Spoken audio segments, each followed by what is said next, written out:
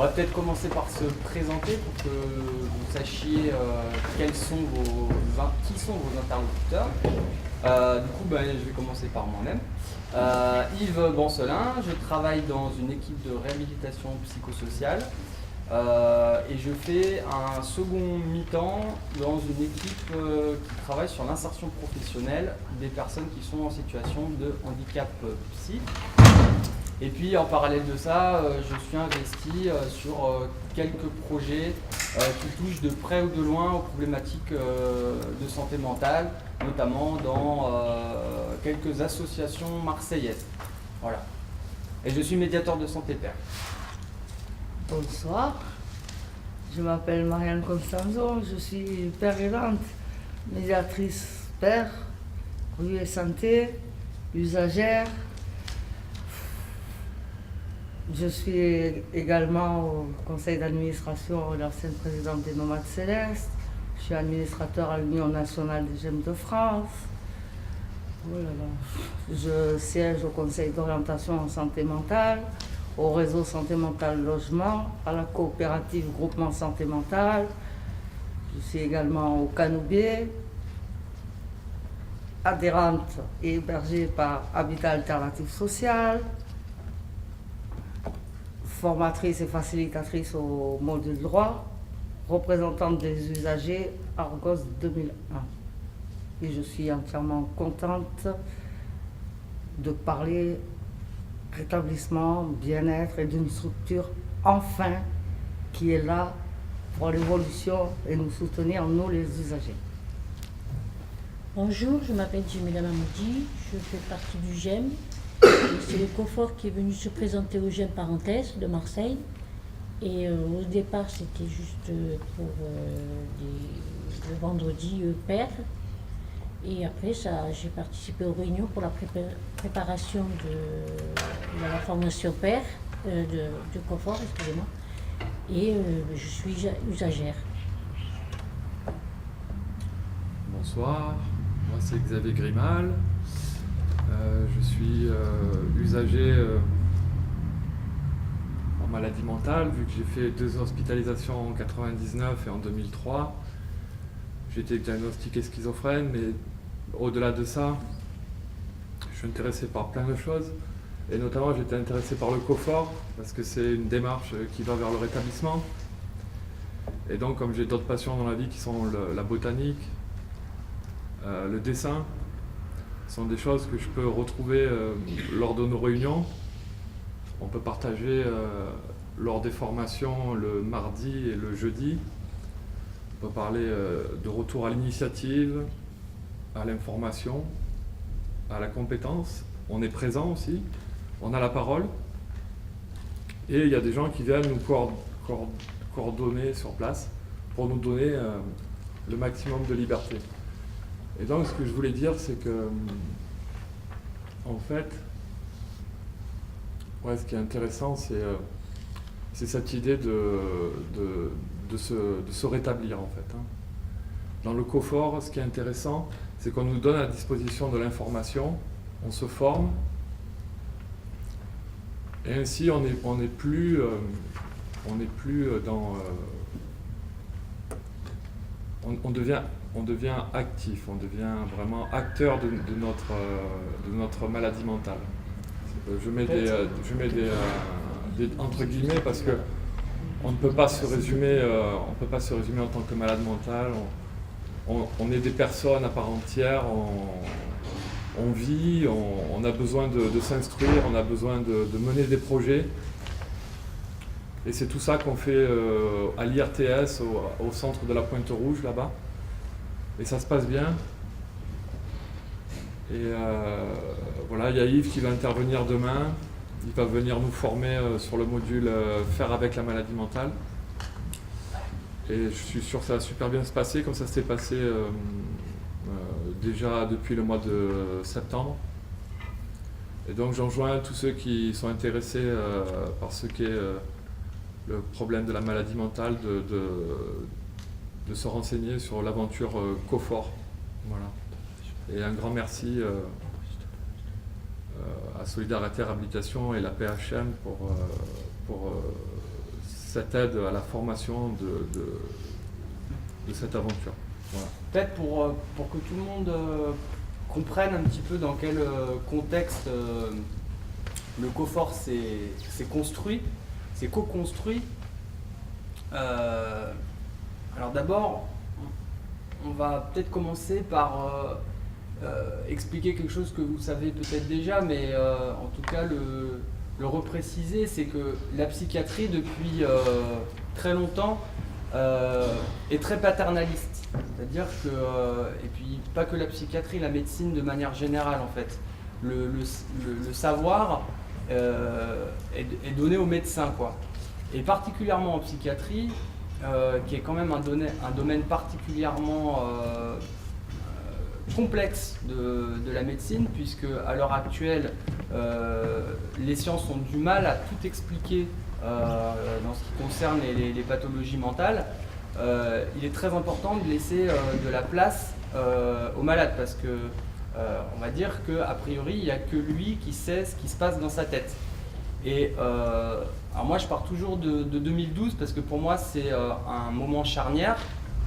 En fait, dans plein de pays dans le monde, il y a depuis une vingtaine d'années, 25 ans même, des médiateurs de santé pairs, qui sont des professionnels de santé, ayant traversé un épisode qui les a amenés à être confrontés à l'hôpital psychiatrique ou à la maladie mentale, et puis qui, après une période de rétablissement, se sont intéressés aux soins et ont été intégrés dans des équipes soignantes. Donc le travailleur pair, le médiateur de santé pair, est un malade, c'est quelqu'un qui a traversé un problème de santé mentale et puis qui va essayer, avec son expérience et ce qu'il a appris de toutes ces épreuves, d'apporter quelque chose à ses pairs. L'idée, c'était que, en fait, en France, ça n'existait pas. En 2012, ou de manière comment on pourrait dire ça, en tout cas, c'était pas reconnu. Le métier de médiateur de santé n'était pas reconnu. En 2012, il y a une expérience nationale qui s'est montée sur le territoire français, qui a été initiée par le CCOMS, avec 3 régions qui ont financé tout ce programme, et l'Université de Paris 8 qui nous a permis de légitimer nos places dans les équipes. Donc, en 2012, en France, 30 médiateurs ont été recrutés dans 3 régions, Nord-Pas-de-Calais, Île-de-France et PACA.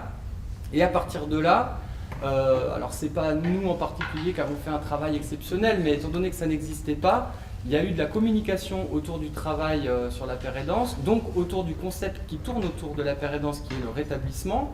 En parallèle de ça, plusieurs équipes qui étaient particulièrement intéressées par tout ce qui est soins recovery oriented, rétablissement, ont mis leur pierre à l'édifice, et puis en France, bah voilà, il y a eu une émulation pour le rétablissement. Et donc pendant 6 ans, il y a eu énormément de choses qui se sont passées en psychiatrie en France sur tout le territoire. Et donc, il se trouve que ce programme, il a été initié malgré tout par des médecins. Contrairement aux États-Unis, où le mouvement recovery, le mouvement rétablissement, il est né d'un mouvement social. Donc il est parti des usagers, des personnes qui étaient concernées elles-mêmes par la maladie. Et c'est vrai que le COFOR, il vient apporter cette particularité, puisqu'en fait il est né du travail collaboratif uniquement d'usagers, d'anciens usagers de la psychiatrie. Cela dit, pour porter le projet, il a fallu qu'il y ait un cadre qui soit posé. L'ARS a proposé un appel à projet. Cet appel à projet a permis de financer tout ce centre de formation, est en train de financer ce centre de formation.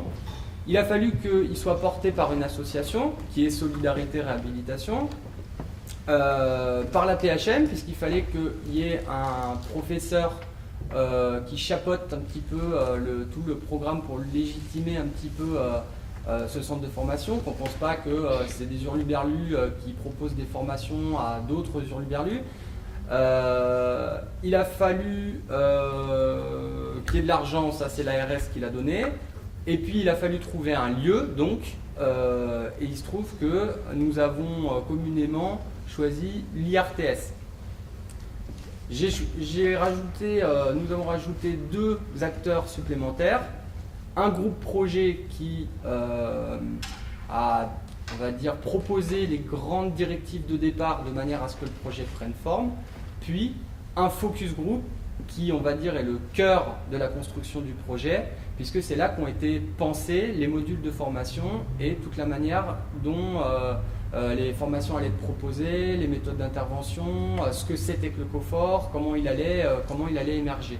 Voilà, donc il y a les 6 grands acteurs de la construction du COFOR. Et en particulier, toutes les personnes qui avaient peut-être pas accès à ce métier de médiateur de santé, mais qui étaient hyper actifs dans le monde du rétablissement, notamment Marianne et Djemila, Xavier qui est venu par la suite, et plein de personnes sur le territoire marseillais. C'est ça. Toute personne concernée par les problématiques de santé mentale et animée par la curiosité ou la volonté de participer au développement d'une manière alternative de considérer le soin et la santé. Oui. Moi, personnellement, et ce qui m'importe surtout dans le COFOR, c'est pas que de fournir des outils. C'est par exemple les raccourcis, leur transmettre directement et leur montrer la possibilité que les pratiques orientées rétablissement, plutôt, c'est pas quelque chose réellement, entre guillemets, comme tu as dit, où on se forme. Ce n'est pas qu'un pouvoir d'agir. C'est avant tout être en capacité, avec la maladie, d'être en situation de bien-être malgré les interférences, qu'elles soient sociales, personnelles, affectives. Ce n'est pas être stabilisé, je n'aime pas ces termes.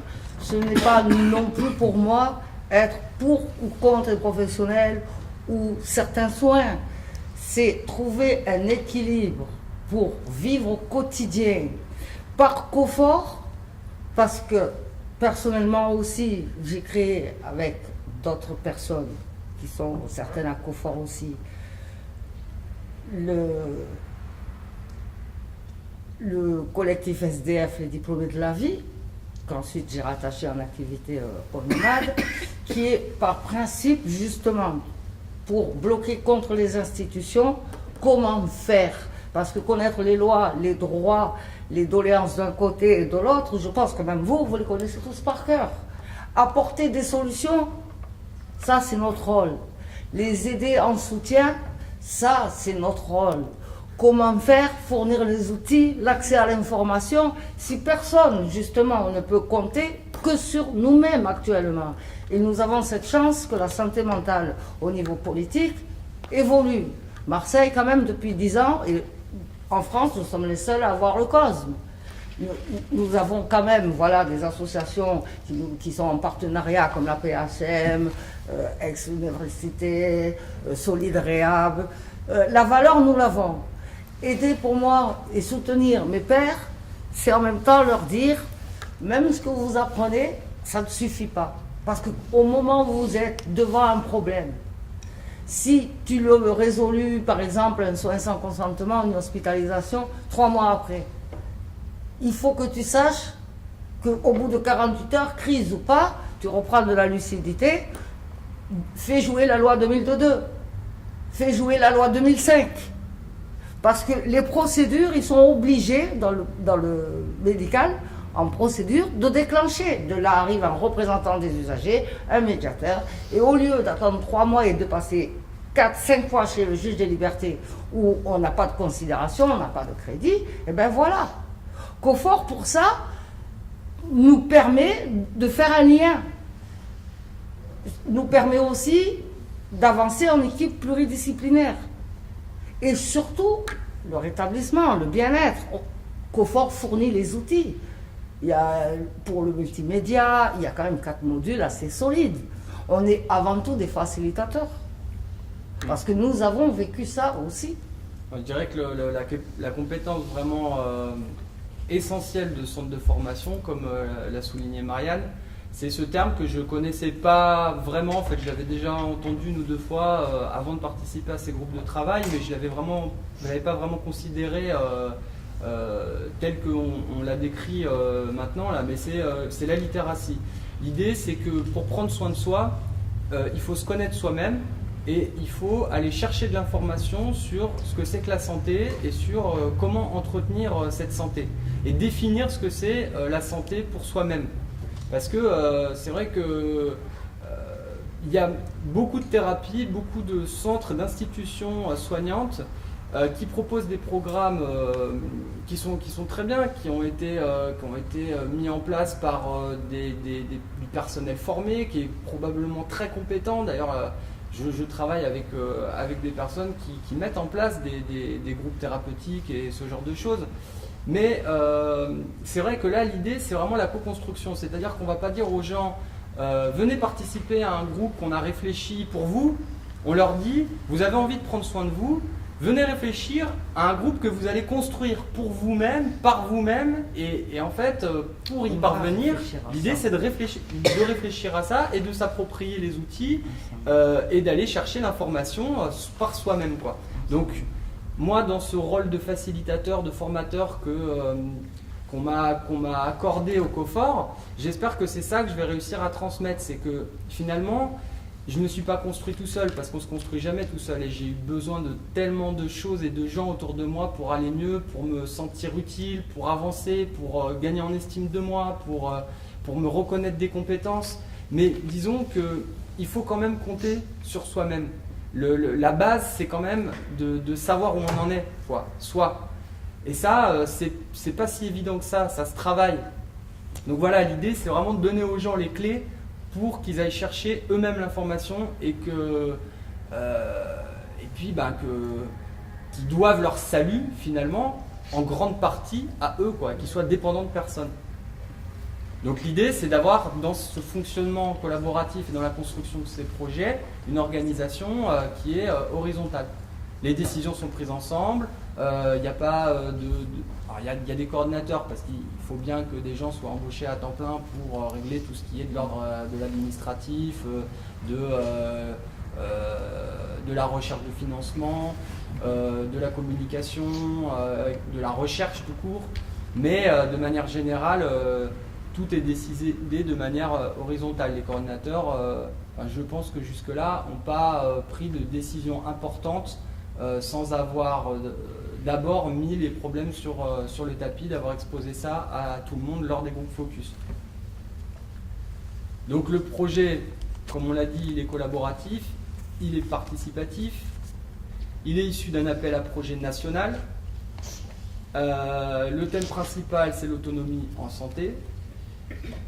Et il se divise en deux grandes parties, une partie recherche participative et une partie une recherche qualitative et quantitative. Alors la partie recherche, je ne vais pas l'aborder dans le détail parce que je n'ai pas travaillé dessus.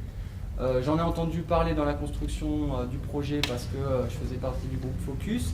Mais ce que je peux vous dire, c'est que en fait, cette recherche participative, elle est en train d'être travaillée, parce qu'en fait, on dit recherche participative, mais finalement, personne ne sait vraiment ce que c'est qu'une recherche participative.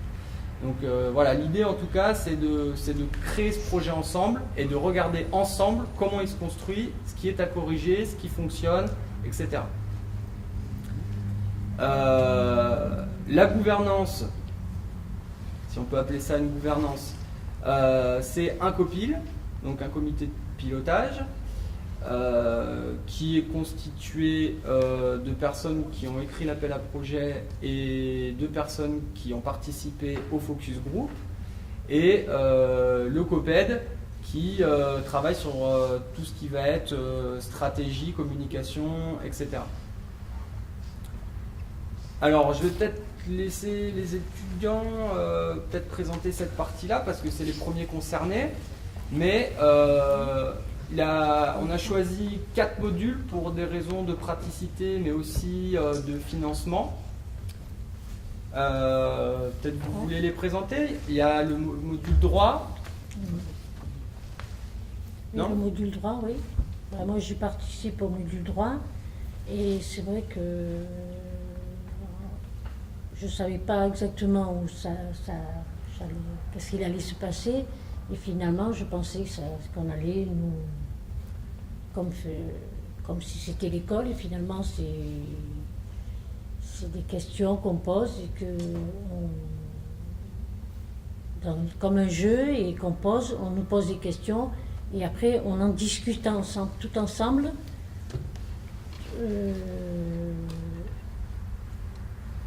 C'est participatif en fait, Voilà, c'est ça. participatif, voilà. Tout le monde dit ce qu'il a.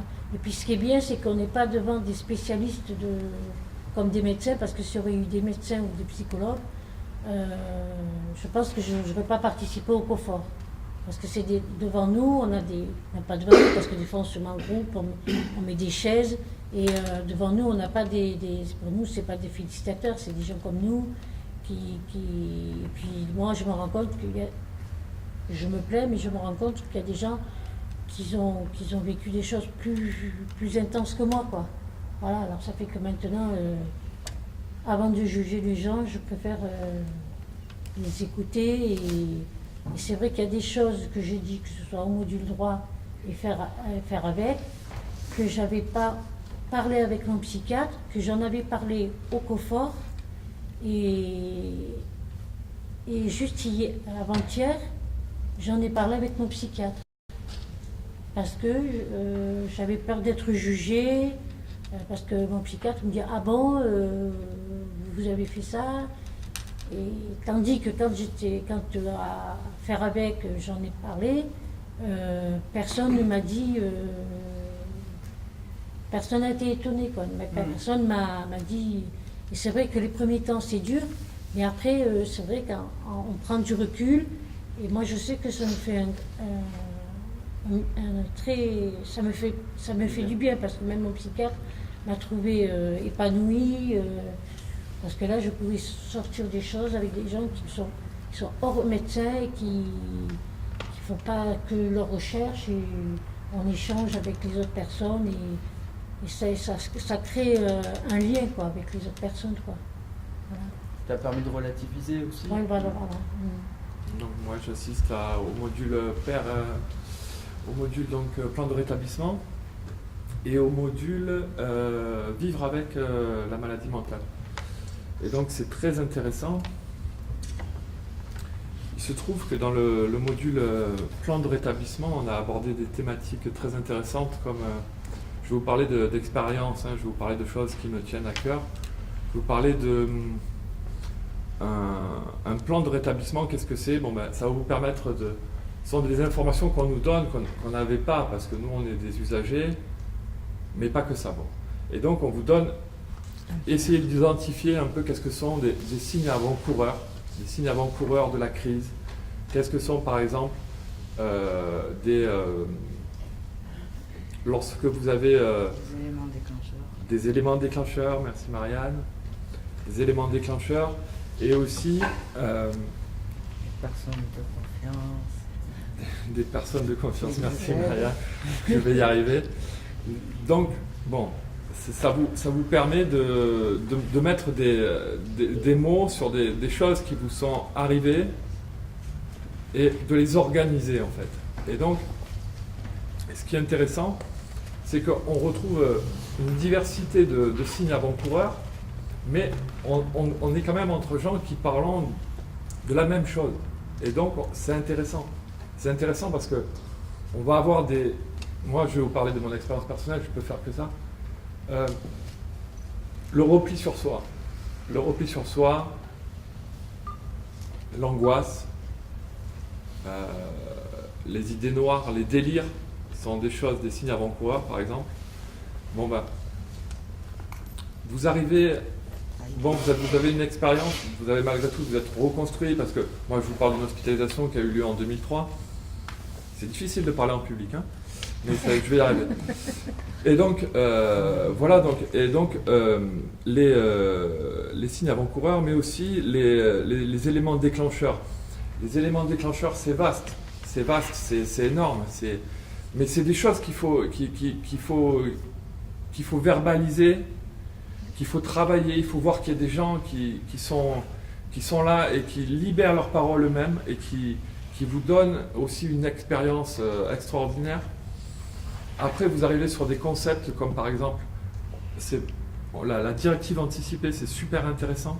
C'est un document juridique qui est produit par vos soins, signé par un personnel médical ou pas, et qui atteste de vos volontés lors de l'intervention d'une crise potentielle, de la façon dont vous voulez que l'on vous traite. C'est-à-dire, vous avez le droit à dire non, je ne veux pas qu'on me contentionne. Vous avez le droit à dire, bon ben moi j'ai cette expérience de prendre tel et tel médicament, je vous donne l'information, vous avez le plan de directive anticipée sur vous-même, vous pouvez le distribuer. Vous avez aussi des personnes ressources que vous avez besoin qu'on appelle lorsque ça peut arriver, vous traversez une crise. Et vous avez, comme ceci, tout un tas d'informations que vous allez avoir à construire vous-même pendant tout votre plan de rétablissement, qui va vous permettre de mieux dialoguer avec le système médical et de mieux faire entendre votre voix. Et donc c'est important parce que pour votre santé, c'est des choses, moi, avant d'arriver au COFOR, je ne connaissais pas ce document juridique, les directives anticipées, et c'est très intéressant de l'étudier et d'en fabriquer un, et de fabriquer surtout le vôtre. Alors attention, c'est pas Oui. encore un document juridique, mais l'idée c'est d'en faire un document qui aura une valeur juridique. Malheureusement, la loi... Alors, je me permets. PER, déjà, c'est Programme d'accompagnement individuel rétablissement. Ensuite, le VRAP dont tu parles, Wellness Recovery Appointment Personality, c'est dans les pratiques orientées rétablissement, c'est identifier, comme tu dis, les éléments déclencheurs. Ça peut être l'injustice, la méchanceté, ça peut être aussi une porte qui claque en bas. Moi, c'est ce que j'ai mis dans mon VRAP. Si voici la porte, elle n'est pas fermée en bas, déjà, je peux être énervé. On met aussi à l'intérieur ce qui va, les signaux quand ça va mal et quand ça va bien. C'est quand même une chose existante, contrairement aux directives anticipées, parce que depuis 2 ans, à Sainte-Marguerite, moi au service Vega, quand je suis hospitalisée, mon docteur, il a mon VRAP depuis 2 ans, son équipe de Vega a été formée rétablissement en 2 semaines, et effectivement, le rétablissement, c'est aussi prévoir les hospitalisations, aussi bien que les sorties, c'est aussi se refamiliariser avec son soi-même, son chez-soi, parce que des fois on nous demande même qu'on ait une auxiliaire de vie, de l'aide, ou qu'on soit physiquement ou pas en capacité, il faut quand même se réapproprier son domicile, le quotidien, qui sont les aidants. Ça permet d'identifier, comme je dis, les petits détails peuvent éviter les gros problèmes. Mais on n'est pas en mise en situation comme font la plupart comme était avant le système. Nous agissons sur nous-mêmes. Ça, c'est l'intérêt. Le bien-être, c'est aussi veiller les uns sur les autres. Avant tout.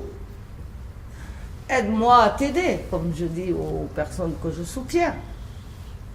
Les pratiques orientées rétablissement, c'est le pouvoir d'agir sur soi-même. Ensuite, je pense, les définitions de comment et quelles sont les méthodes. Ce qui est bien dans les pratiques orientées rétablissement, le VRAP et le module de formation, c'est que au lieu, on libère votre libre arbitre, votre objectivité.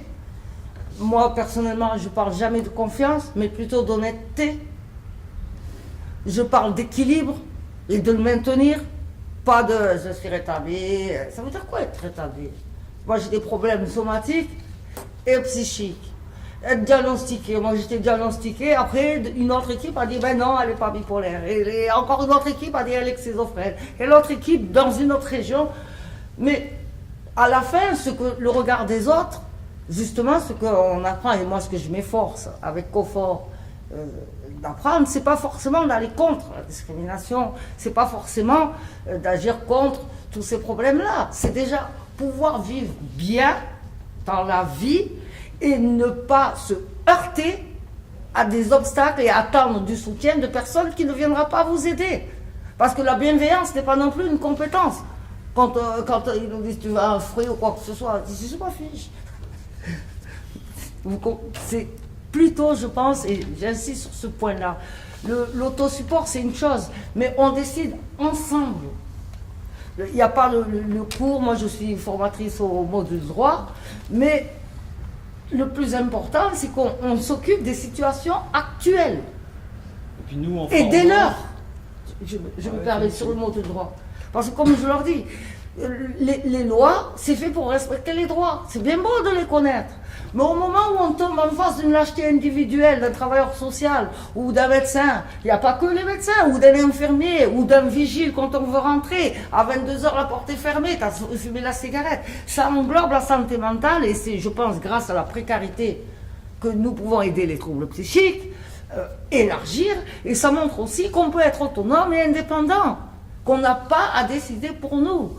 Moi, personnellement, je suis quand même au conseil d'orientation en santé mentale. Je ne suis pas, ce n'est pas des rêves, ce n'est pas, j'ai un certain âge, je vais frôler la cinquantaine, donc j'ai une mémoire aussi de vraiment les vraies problématiques qu'il y avait en santé mentale. Avant, on parlait de psychiatrie, la santé mentale, c'était autre chose. À notre époque, la santé mentale, c'est une avancée, c'est une ouverture. Et le COFOR nous soutient, nous apprend, parce que j'apprends de mes pairs, ils apprennent de moi, et on a aussi cette force dont personne n'a parlé pour l'instant, c'est que dans la construction du COFOR, les facilitateurs peuvent être des étudiants dans les autres modules, et que nous avons également, pour les étudiants, une facilitation de déplacement, on va dire une aide et un soutien financier d'un certain montant. Comme question de dire, on vous aide aussi, on vous met le pied à l'étrier, on vous aide à vous déplacer. Parce que même les professionnels, quand il faut attention à nous, ils ne s'occupent pas si on peut payer le bus, ils ne s'occupent pas si on va manger, c'est à nous de nous déplacer.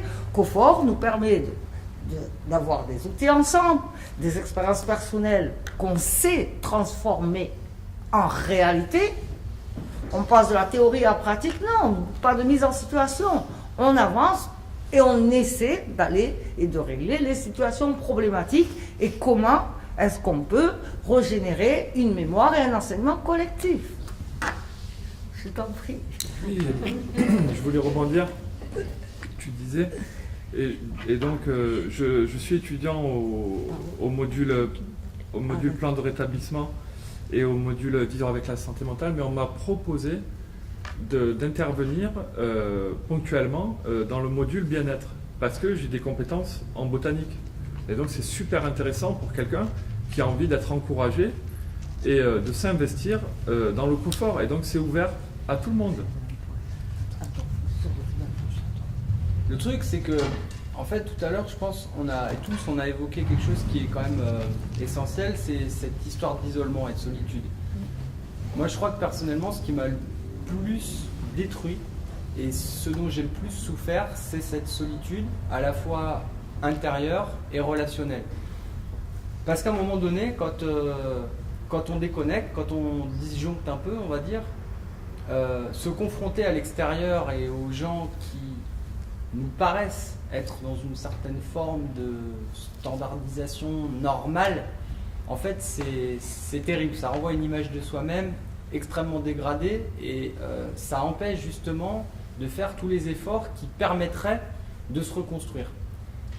Et puis pour ceux qui parviennent à faire cet effort-là, quand ils sont dans des périodes compliquées, on se retrouve confronté à une société qui s'est construite sur un modèle extrêmement pyramidal, avec des gens qui décident, pour d'autres gens qui décident, pour d'autres gens qui décident, pour d'autres gens qui décident. Ça n'en finit jamais. Cette société, elle est régie par l'argent, par le pouvoir, alors, moi, je n'ai pas la prétention de penser même changer la société du jour au lendemain et en faire une société meilleure et bisounours. Simplement, ce confort, il permet à des gens qui sont en difficulté de renouer du lien, de reprendre confiance en eux, d'avoir une utilité sociale, de s'instruire, d'apprendre aux autres, d'apprendre comment faire pour apprendre même. Enfin voilà, l'idée c'est vraiment de créer une structure qui se démarque de cette société qui est très excluante à bien des égards, très discriminante, mais pour tout le monde, pas que pour les fous, pour les femmes, pour les hommes, pour les petits, pour les gros, pour les gens qui ont des lunettes. Enfin, tout le monde, quelque part, est discriminé d'une certaine manière. Et le COFOR, ben, moi, c'est ça qui m'a plu dans ce projet, en fait. C'est ça que j'imagine quand je pense au COFOR. C'est un peu ça que j'ai au fond. C'est un espèce de microcosme qui, j'espère, essaimera et puis peut-être fera des petits et deviendra plus important, mais où tout le monde a sa place. Quelle que soit la situation psychique, quelle que soit la situation sociale, quelles que soient les origines ethniques, quelle que soit... On s'en fout. Tu viens tel que t'es. Et puis, tu es accepté, tu trouves ta place, tu peux parler, tu peux ne pas parler, tu peux être bien, tu as le droit de pas être bien. Et en fait, c'est ça qui va permettre de se sentir exister. C'est qu'il n'y ait pas de limite, il n'y ait pas de frontières, il n'y ait pas de distinction, quoi. Et pour moi, c'est ça la valeur fondamentale du COFOR. Alors, effectivement, pour pousser les plus démunis, les plus en difficulté à venir rencontrer cette structure, comme disait Marianne tout à l'heure, on va offrir un dédommagement. Un soutien. Un soutien. Le mot dédommagement, moi déjà. Un soutien. Bon, ça va. Parallèlement, tous les lundis, on continue à co-construire ce qui va se passer la semaine d'après, le trimestre d'après dans chaque module, par des retours des étudiants et en échange avec les facilitateurs. Ça, je trouve que c'est important pour bien démontrer l'évolution permanente et l'ouverture. C'est ce qu'on appelle le focus. On appelle le focus. Voilà, le lundi, c'est le rendez-vous focus. C'est ça, c'est une réunion donc qui permet de chaque fois de se réalimenter là-dessus et d'échanger sur ce qui s'est passé pour adapter chaque fois l'évolution du projet. Je pense que ce qui est un point fort aussi que nous avons, c'est justement sur le mode de transmission. On peut transmettre par des outils, par des activités, par la parole, par de la musique. Ça, c'est aussi un point fort du COFOR. Parce que la transmission des données, pour comprendre, pour laisser plus la parole, pour respecter le temps de capacitation individuelle en libre arbitre à tout usager, c'est également qu'il puisse choisir comment est-ce qu'il veut lui-même intégrer, générer ou fédérer, ou juste mémoriser ce qui ressort de nos focus. Non ? Oui. Par exemple aussi dans le module Vivre avec la maladie mentale, on vient d'étudier les bases. On s'est informé en naturopathie. Donc vous savez que c'est une science qui n'est pas reconnue à sa juste valeur dans l'Occident, mais qui néanmoins est très efficace et permet à chacun d'utiliser les bienfaits de la nature. Et donc, je vous épargne les détails, mais il y a quand même la bromatologie, l'utilisation des aliments, l'aromarothérapie, l'utilisation des huiles essentielles, des choses comme ça, l'hydrothérapie, l'utilisation des bienfaits de l'eau, des choses comme ça qui sont essentielles. Et donc, c'est des informations supplémentaires qu'on donne aux étudiants pour leur bien-être. Et donc, par exemple, Geneviève me parlait tout à l'heure du fait que mon papa avait des palpitations. Et j'ai appris qu'il y avait une huile essentielle qui permettait, en olfaction, parce qu'il faut être très prudent, il faut être très précis avec la naturopathie, et encore une fois, c'est une science qui est plus reconnue en Chine, je crois, ce que je crois savoir, qu'ici en Occident. Mais en tout cas, il existe une huile essentielle qui permet de améliorer, améliorer, on va dire, les palpitations, c'est-à-dire en ressentir le moins possible. Et donc, ouvrir ce champ de possibles-là, je pense que c'est très important pour quelqu'un qui souffre tout simplement. Voilà. Il y a... Ah, je vous écoute. Oui, c'était pour préciser que l'inscription, on peut s'inscrire à maximum 2 modules par trimestre. C'est-à-dire si on veut participer aux 4 modules, on peut faire un premier trimestre, 2 le second et le dernier sur le 3e trimestre. Et c'est 2 inscriptions maximum, enfin 2 modules max par trimestre. On peut suivre tous les modules souhaités. C'était une petite précision sur la diapo d'avant. Tu disais inscription à 2 modules max. Oui, par trimestre. On aurait, oui, oui, mais comme tu ne l'as pas par précisé, trimestre, on aurait pu comprendre que c'est sur l'ensemble de la Je la voulais conférence. rajouter une chose, c'est que bon, c'est vrai que je n'ai pas participé au tout début au groupe Confort. J'ai participé le vendredi à tous les 15 jours au Théâtre de l'œuvre à l'Action Père. Et après, bon, Aïcha, plusieurs personnes m'ont dit que c'était bien ce groupe, alors je suis allée. Et après, quand il y a eu ce projet de confort, c'était un moment où j'allais mal. Et j'ai demandé à être hospitalisée. Et à force d'entendre parler du confort, comment ça va se passer, les modules, qu'est-ce qu'il va y avoir sur le module, le bien-être, à faire avec, on m'a bien expliqué. Le jour où j'ai pris rendez-vous avec le psychiatre pour rentrer, il m'a vu tellement enthousiaste, il m'a dit, écoutez, vous n'avez plus besoin d'hospitalisation étant donné que vous êtes en bon état par rapport à il y a 15 jours, que là, vous allez pas besoin d'être hospitalisé étant donné que le confort va arriver. Et moi, faire avec et le droit, c'est vrai que le droit, ça m'intéresse beaucoup, parce qu'il y a des questions aussi, parce que des usagers aussi qui sont emprisonnés, auxquels on dit qu'il y a des psychiatres et que, bon, moi j'ai été confrontée à ça et que finalement, dans les prisons, ça manque, beaucoup. Les droits, il y a des droits que je ne connaissais pas. Et après, bon, c'est vrai qu'on a parlé sur les GEM, qu'on dit, malheureusement, je l'ai su par OS, parce qu'on m'a envoyé au SAVS, le GEM, et grâce au GEM, j'ai connu le confort.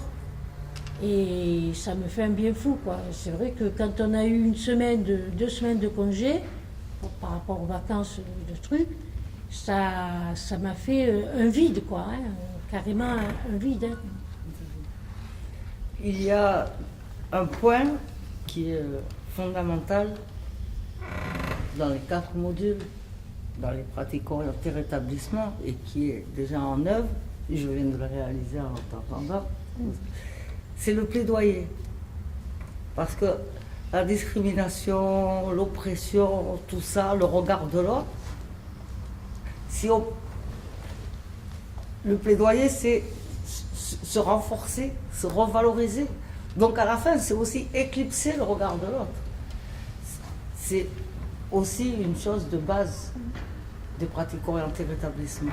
Parce qu'à partir du moment où on ne se dénigre pas, où on s'apprécie, où on vit en accord avec soi-même et sa maladie ou pas, le regard de l'autre ne te dérange plus. Quand on est en difficulté ou que tu marches dans la rue, il y a d'autres handicaps que l'handicap psychique. Moi, comment j'arrive dans mon plaidoyer à me le justifier? Je me dis, de base, on parle des troubles de l'humeur. Vive le rétablissement, qui dit qu'une personne en colère, donc ça concerne tout le monde, et bien manifeste un trouble de l'humeur. Ça vient des pratiques orientées rétablissement. C'est une valeur sûre de la santé mentale. Ça aussi, c'est un enjeu très important. Parce qu'après, il faut voir les enjeux qui sont derrière. On parle quand même d'un recovery college.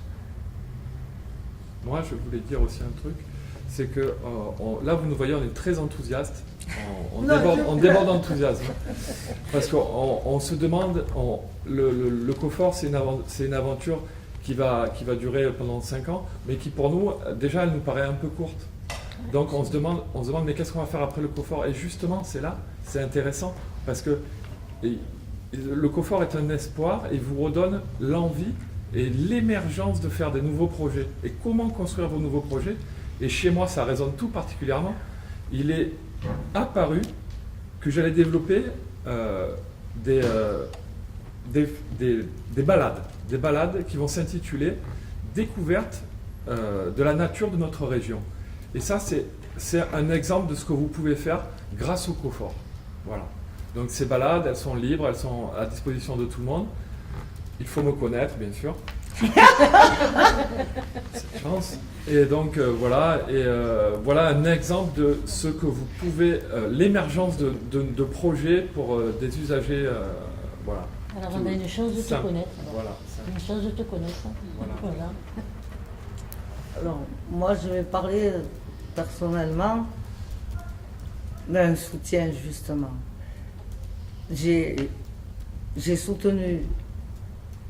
J'étais en prison au Beaumet et j'étais cellule d'accueil pour ceux qui voulaient mettre le feu, qui n'allaient pas bien pour les cigarettes, ceux qui, au lieu qu'ils aillent à l'infirmerie, moi j'ai dit à la directrice, j'ai dit mettez-les dans ma cellule, ça va durer 24 heures, je sais comment les gérer. Parce qu'un soutien, c'est aussi, il faut être juste à côté. Mais j'étais cellule d'accueil au Beaumet. Ensuite, j'étais représentante des usagers. Je me suis formée et en même temps, j'interviens en tant que médiatrice carcérale, mais que à cause et grâce à mes réseaux. Je suis souvent Romain Roland parce que je connais tout le monde. Mais normalement, voilà cette force. Je n'aurais jamais dû rentrer et être en cellule et soutenir. Il devrait y avoir des structures. Au fort aussi, ça va permettre aux troubles psychiques de ne plus se laisser emprisonner et de laisser décider les autres à sa place, où que ce soit. Ça part de là. Où que ce soit. Il doit être le premier et c'est lui qui doit être entendu des autres. Que ce soit professionnel, entourage. Parce que la discrimination n'est pas sur l'handicap psychique. Regarde ma couleur. Mais je pense que vous comprenez tous, parce qu'après, il y a les situations individuelles, comme j'explique dans le droit, où une personne, par rapport à son emploi, qui arrive, qui a déjà le regard, ou une discrimination pour autre chose, ça lui rajoute encore un poids supplémentaire.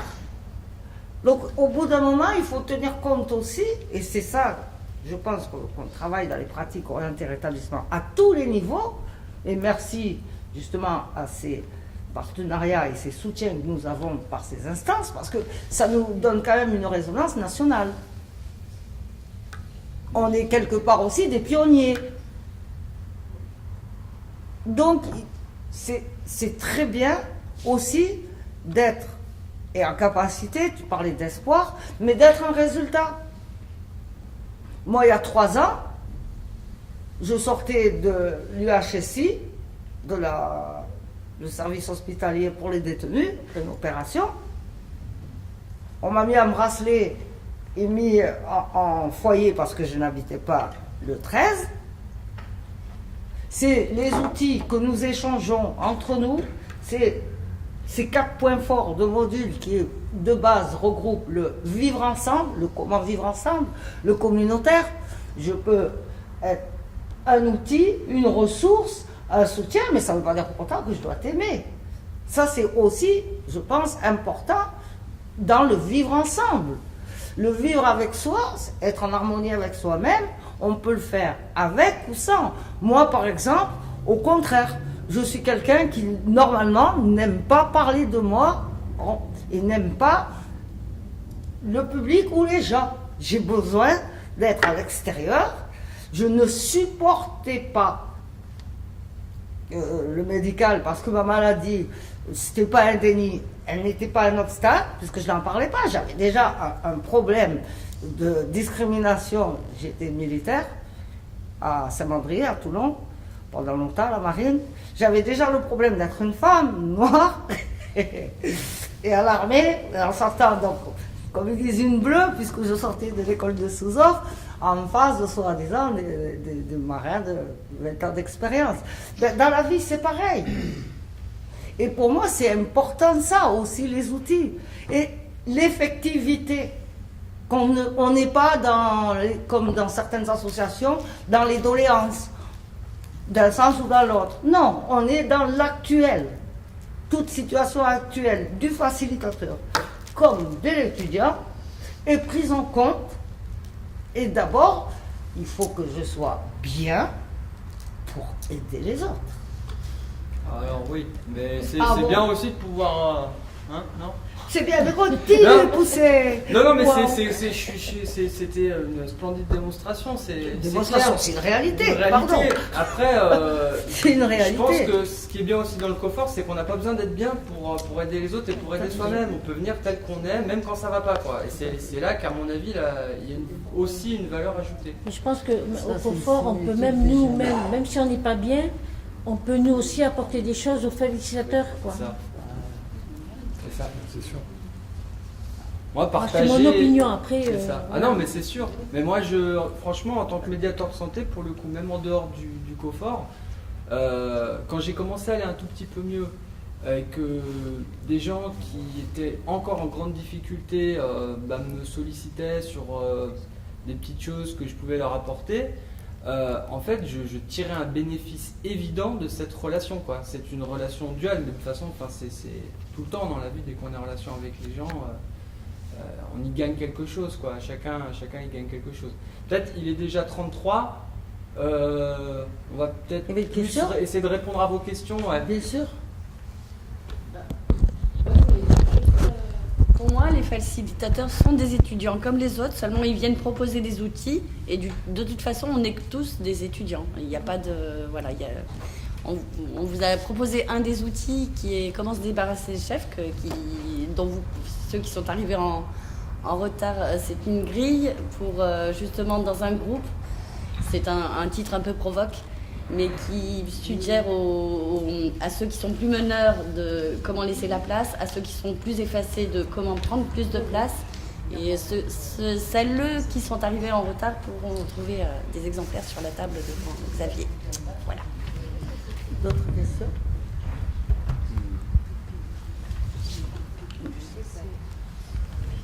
Moi, je tenais à dire que mon passé psychiatrique, j'étais hospitalisée avec et sans consentement, sous contention.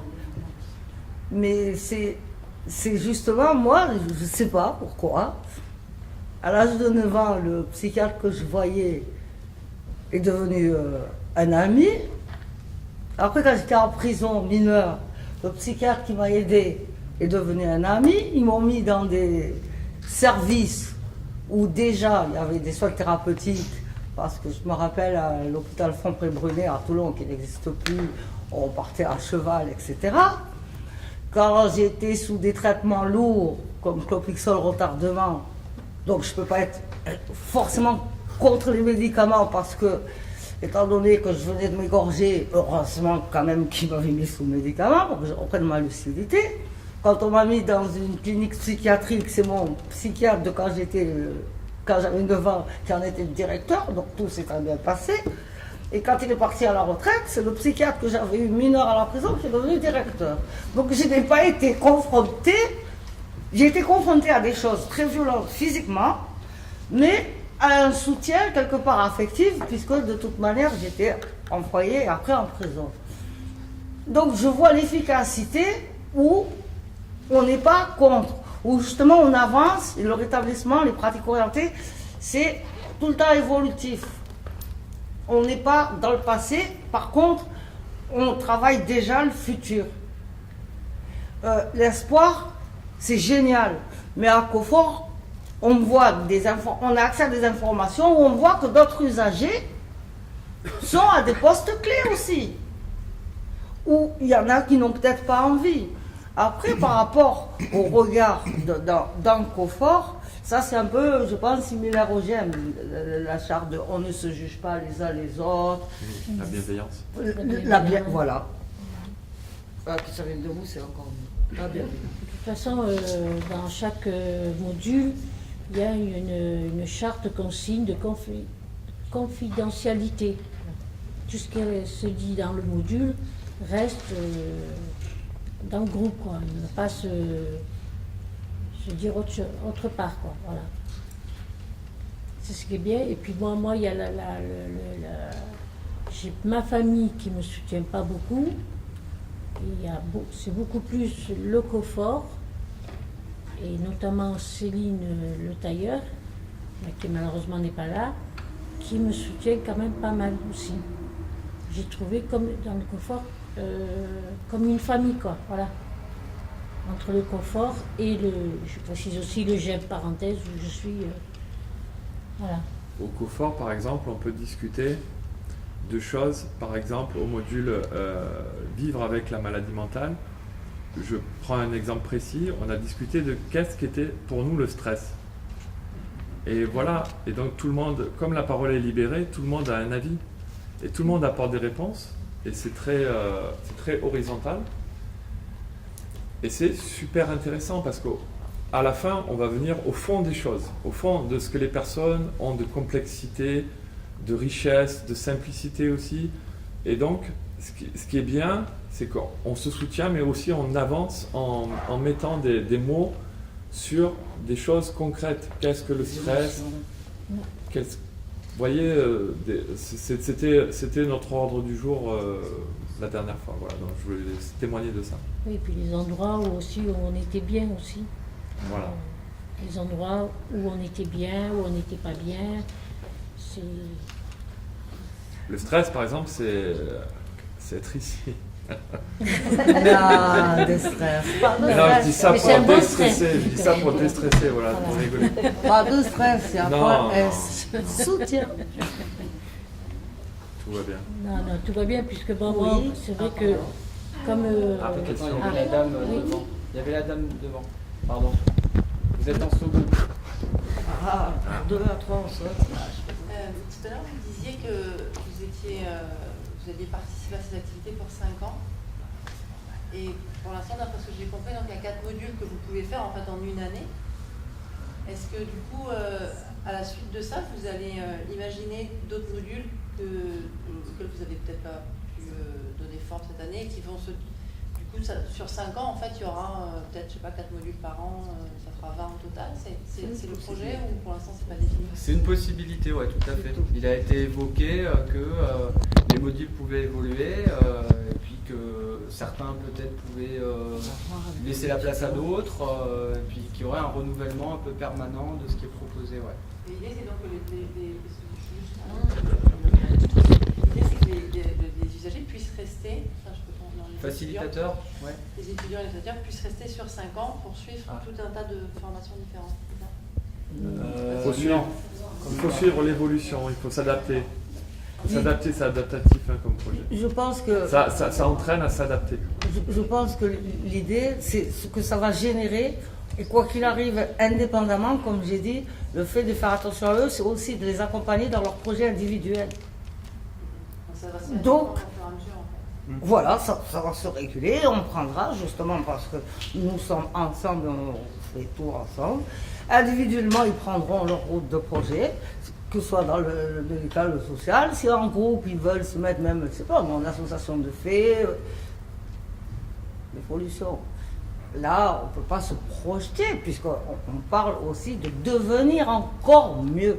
Moi, personnellement, ça fait déjà 1 an et demi que j'ai passé le bien-être. Je suis déjà dans le mieux-être. Oui, Véronique Soulès, animatrice GEM parenthèse, routarde aussi, puisque ça fait 10 ans que je suis sur le GEM. Alors, effectivement, je trouve ça formidable. Bon, je suis ce projet depuis tout le début. J'encourage, je sollicite, j'incite. Mais quand j'entends tout ça, je trouve ça formidable. Mais quelque part, je trouve aussi que ça remue beaucoup. Ça remue, ça interpelle, ça questionne. Et moi, je le vois de l'extérieur. C'est-à-dire aussi, c'est la prévention par rapport à qu'est-ce qu'on fait quand on sort d'un module, qu'on est secoué. Est-ce qu'on est bien, on est bien accompagné? Est-ce que parce que c'est pas anodin malgré tout. On peut parler de bien-être, on peut parler de, mais c'est quand même une sacrée aventure. Et cette aventure, elle n'est pas accessible, je dirais, à tout le monde. Et je parle aussi des quels sont vos comment vous faites connaître aussi le confort, parce que les jeunes qui rentrent dans la maladie, les jeunes qui savent pas où ils en sont, qui se disent mais c'est quoi, ils sont vieux, c'est des militants, moi je me vois pas à travers eux. Enfin, moi je côtoie des jeunes aussi dans la santé mentale et quand je leur parle du confort, ils me disent mais attends, c'est des vieux, c'est des routards de la psychiatrie, c'est des militants, mais moi je veux m'en sortir, j'ai pas envie de rentrer là-dedans. C'est une communauté, enfin, je provoque, hein. Mais voilà, je me dis comment est-ce qu'on peut toucher tout le monde. Il faut déjà avoir un parcours, entre guillemets. Il faut qu'ils viennent avec leurs compétences, c'est sûr, ils en ont, leur particularité, leur passion, c'est-à-dire, moi je vous parle de moi, donc ma passion, moi c'est la botanique, c'est le dessin, c'est être travailleur social, aider les autres. J'ai envie de me former pour aider un ami qui est autiste, j'ai envie d'avoir un avenir professionnel, donc qu'est-ce que je fais? Je fais émerger des nouveaux projets, donc je m'adapte, donc je viens au confort, c'est tout simple. Si vous avez des passions, il va en ressortir quelque chose. Jemila, elle se demande peut-être ce qu'elle va faire après le confort, mais moi je suis sûr qu'elle va avoir des projets qui vont émerger. Je suis sûr. J'en suis sûr. On accueille nos jeunes et on fait quoi? Ils savent pas. Déjà, ils savent pas qui ils sont. Ils doutent d'eux-mêmes. Est-ce qu'on peut les envoyer au confort? Moi, ce qui me surprend, c'est que tu parles de présenter confort. Avant confort, il y a rétablissement, pratique-orienté rétablissement. Toute personne, qu'elle soit usagère de la RATP, de ce qu'elle veut, si elle s'intéresse au rétablissement, aux pratiques orientées, automatiquement elle tombera sur confort.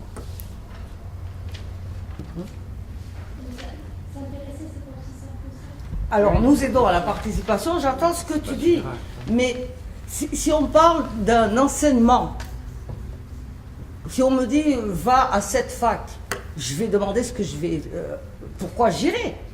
Si c'est quelque chose qui me concerne, je vais y aller. Si ça ne me concerne pas, je peux aussi le voir de manière différemment. Non? Si je te pose la question. Non, si vous n'êtes pas le parrainage pour quelque chose. Avant tout, on parle de se rétablir, des pratiques orientées, rétablissement.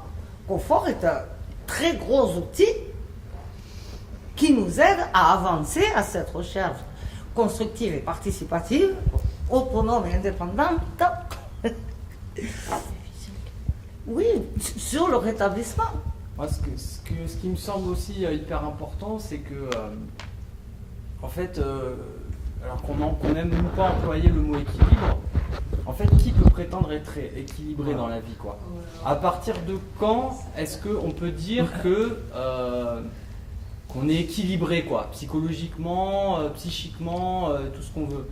Donc, moi, je pense que ce qu'il y a de fondamental, c'est que ce centre de formation au rétablissement, qui prend la forme d'un centre de formation, comme son nom l'indique, militant, d'une certaine manière, enfin, fondamentalement peut-être ou pas.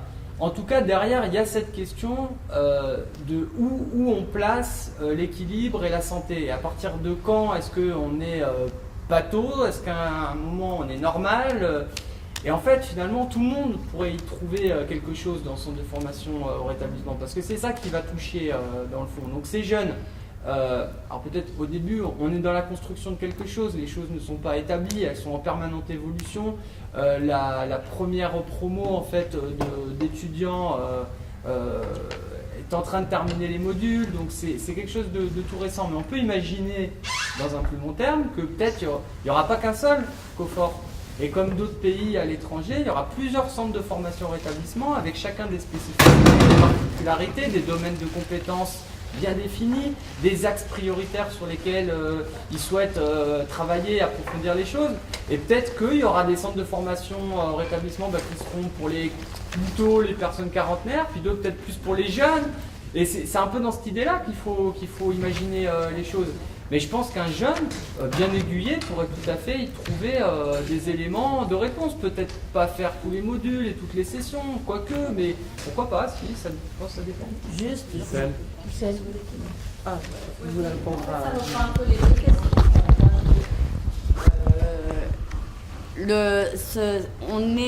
C'est une recherche-action qui a amené le lancement de ce COFOR. Cette co-formation, pour moi, c'est pas un centre ça blinde, c'est une co-formation donc. Et du coup, c'est le focus group, les réunions du lundi qui déterminent, avec les gens présents, et voilà, c'est un groupe ouvert à tous les gens qui participent au module ou aux gens qui s'intéressent à venir participer à cette co-formation. Ça se passe à la Maison des Associations de 15h à 17h. Il faut demander quelle est la salle réservée par l'association Solidarité Réhab. Donc c'est un groupe ouvert sur la co-construction de ce projet. C'est-à-dire que là, on a démarré sur un trimestre. Le trimestre suivant, on sait déjà qui va intervenir comme facilitateur. Le troisième trimestre, on ne sait pas encore si les gens seront dispo, s'il y en aura de nouveau, s'il y en aura... Et on va discuter de ce qu'on a envie de mettre dedans, ensemble. Tiens, moi j'aimerais bien qu'on on trouve quelqu'un qui ait l'expérience d'être passé par la médecine trad, mais qui ait des compétences dans tel domaine.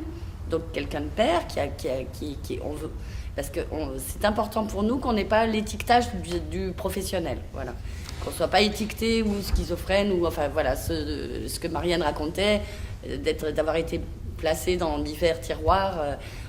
Nous, ça nous importe peu, puisque le but, c'est ça, c'est de s'échanger des outils, de participer à une co-formation pour, au bout, être mieux, voilà, avec notre grain, sachant que tout le monde a un grain, plus ou moins prononcé, plus ou moins intense selon le vent, la pluie, etc. Mais nous, on le reconnaît, voilà. Et on est fort de ça. Et on se co-forme. Je voulais... te demander, quand que ce soit jeune, adolescent, peut-être que dans la manière aussi, si tu leur dis, ou si quelqu'un leur dit, il y a COFOR en centre, peut-être ça n'interpelle pas. Si tu leur dis, quand la mission locale te laisse tomber, eh ben COFOR peut te donner des outils et des compétences à comment continuer à maintenir ta situation, alors qu'elle soit administrative. Si ton médecin il t'énerve, que tu sois un généraliste ou quoi que ce soit, étant donné qu'il y a des représentants d'usagers légitimés, il y a 2 Argos 2001, il y a quand même des représentants aussi du Conseil d'orientation en santé mentale, du Conseil local de santé mentale, mais je pense que dans la manière aussi, c'est pour ça que je reviens sur ça, moi personnellement, il y a des personnes, je ne leur parle pas de COFOR. Je leur dis, si elles me parlent de leurs problèmes, je leur dis, je connais un endroit où on va discuter de ta problématique et t'aider à la résoudre. Le collectif des diplômés de la vie, c'est bien ça. Il n'y a que des bénévoles. C'est en même temps des étudiants, parce qu'ils apprennent sur le logement. C'est moi, pendant 1 an, j'ai tenu la permanence. Mais ensuite, c'est eux-mêmes qui ont continué à apprendre aux autres. Ils m'ont dit, on veut être attachés au GEM, donc à ton GEM, à ton association, les nomades. J'ai dit, il n'y a pas de souci. Donc, par rapport à l'évolution aussi, c'est d'abord le fait qu'on écoute et qu'on est attentif et qu'on peut soutenir individuellement les projets, généralement, mais aussi les directions que ça va prendre. On a des tas de partenaires sur les plateformes d'emploi, sur le Housing Force, sur le H Soi d'abord. Mais effectivement, si on présente juste, il y a un centre, c'est ça que je tiens à te dire. Je voulais répondre aussi à la question de Véronique par rapport parce que c'est vrai que ça a généré beaucoup de trucs en moi par rapport au droit et vivre avec. Et c'est vrai que lors des entretiens avant de commencer le COFOR, ces entretiens, moi, la personne qui m'a reçue m'a demandé qu'est-ce que je peux faire pour t'aider par rapport au module. Moi, j'ai dit de gérer le stress. Et quand il y a quelque chose qui vraiment m'a... Il y a un moment où j'avais parlé de trucs à qui j'avais jamais parlé, je suis allée voir quelqu'un du COFOR, quoi, pour en parler avec elle, quoi. Voilà. Juste, il y a des gens qui... Comment ça s'appelle le truc de stress, là, justement, gestion du stress. C'était où? Ils ont... Oui, mais ça, c'est un cours. Ah, c'est pas mal. Non, mais je donne l'info. Oui, deux fois j'entends, deux fois j'ai envie de dire... oui, gestion du stress. On peut, certainement, peut-être dans un module, ça va être étudié ensemble. Oui, oui. Ça peut aider, quoi, voilà. C'est dans un module, je comprends. Moi, j'ai fait des formations sur le contrôle de soi-même, sur la nervosité, sur la colère, sur comment gérer les émotions. Mais voilà, j'avais le déclic, j'étais peut-être disposée à ce qu'on me l'apprenne de manière institutionnelle. Là, on construit, on le gère. Mais déjà, je donne un exemple, il y a eu une fois où quand il y en a un qui est nerveux, on s'arrête. Ou s'il y en a un qu'on n'entend pas, qu'est-ce qui se passe? Pourquoi tu n'es pas entendu? Quoi, le stress? Non. Les coordonnées, ils se déplacent. Un exemple, je lui ai envoyé un SMS avant qu'elle aille à la maison de répit. C'est ça, justement, l'accompagnement. On est en contact. On se soutient. Ça t'intéresserait en fait d'avoir quelque chose sur le stress, c'est ça? Non, mais je suis D'accord. Oui. Ok. Moi, ça m'allait pas du tout. On se téléphone, on s'appelle, quand il y en a qui est tendu, le dialogue. Mais c'est bien de le préciser aussi. Tu vois, Oui, parce c'est que une information. il n'y a rien qui convient à tout le monde. Ouais, Donc, non, moi, après, tu peux venir voir comment ça se passe et puis tu prends ce que tu as à apprendre. Ça me convenait pas du tout, ça me correspondait pas du tout. Mais leur truc, c'était quand même étudier les sérieux. Et ça peut en aider pas mal, je pense. Je veux dire, donc, il y avait de la matière, quoi. Enfin, je veux dire, c'est ça. Je sais que ça a été 2 fois, donc je me suis dit, donne l'info au moins. C'est un truc qui a lieu autre part, c'est ça? Oui, c'est où? Ben oui. Enfin, c'était par le CMP Michelet qu'on a eu l'info. C'est vaillant, ouais, je l'ai fait. Alors, CMP, vous téléphonez, CMP Michelet, vous trouvez, et puis Je m'excuse. gestion du stress. On est bon dans le temps? Ouais. Oui, parfait. Et voilà, et donc toutes les sortes de stress, les On ne déclencheurs, se justifie pas. comment les Si remédier, vous devez y aller, vous y C'est- allez. J'aurais aimé qu'il assiste, mais il Ah. est replié sur lui-même et il n'a pas voulu venir jusqu'ici, donc il est dans le parking en bas. Je vais être obligée. Il n'y a pas moyen de lui transmettre par clé, par... Non, par clé dans l'enregistrement. Je vais essayer de... Est-ce qu'on peut venir vous voir, discuter, enfin, pour voir quel est le niveau du point d'entrée, comment faire Les points d'entrée, vous avez la possibilité d'envoyer des mails, je ne sais pas si sont toujours bonnes, ici. Après on peut vous donner des numéros, une fois que ce sera terminé, il n'y a pas de souci. Hein. Ouais. J'invite la dame qui est derrière vous à prendre vos coordonnées ou à vous laisser les miennes. Eh ben voilà. On se connaît depuis longtemps et là il s'est passé un événement, mon fils. est Alors que c'est complètement ça, bloqué sur pourquoi lui-même. C'est Ah,